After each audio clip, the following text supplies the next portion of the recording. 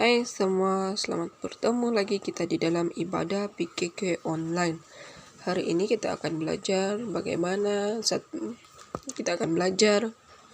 satu cerita Alkitab. Bagaimana Allah memimpin atau memelihara Musa. Musa diselamatkan dari sungai. Dalam cerita ini kita dapat mempelajari atau memahami bahwa Allah melindungi Musa daripada bahaya besar. Percaya bahwa Allah akan melindungi dan memperhatikan mereka dan bersyukur kepada Allah atas perlindungannya.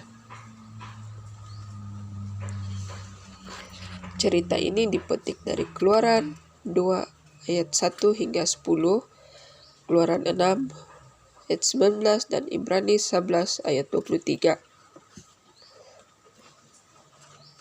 Adakah sesiapa di sini yang mempunyai adik perempuan atau adik laki-laki? Adakah kamu menyayangi mereka? Biasanya kita akan gembira apabila kita mendapat adik baru, bayi yang sangat comel. Tetapi bayi juga selalu menangis. Mereka menangis dengan kuat, terutama sekali apabila mereka lapar.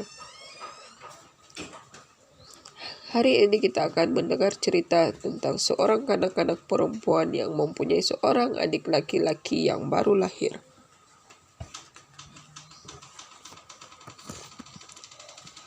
Nama anak perempuan itu ialah Miriam. Miriam tinggal di Mesir bersama ibu bapa dan seorang adik laki-lakinya Harun.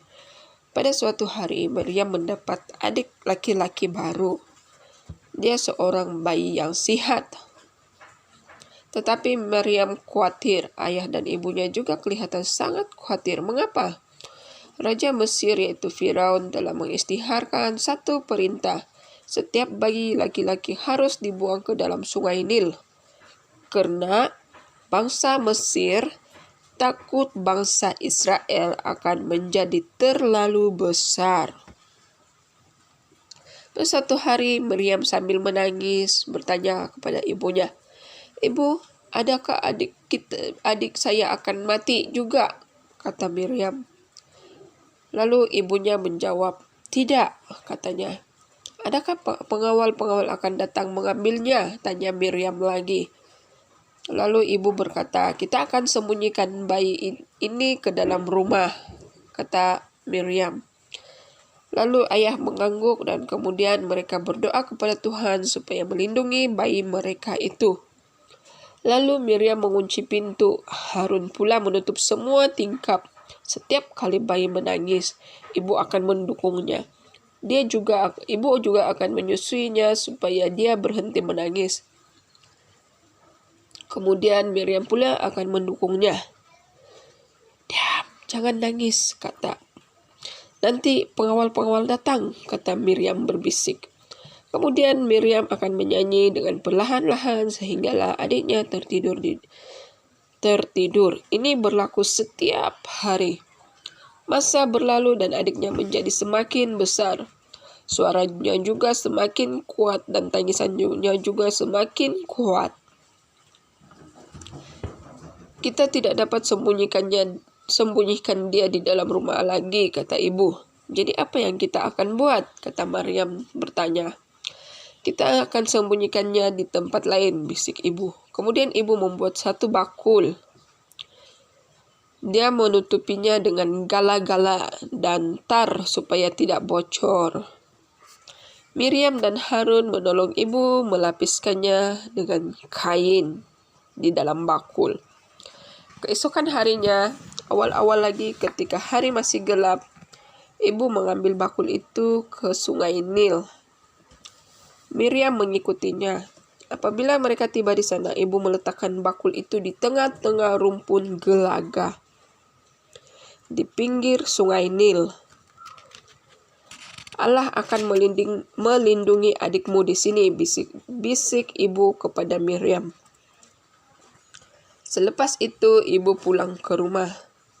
Miriam tinggal di situ dan bersembunyi untuk menjaga adiknya. Jantungnya berdebar-debar. Duk, dak, duk, dak, duk, dak.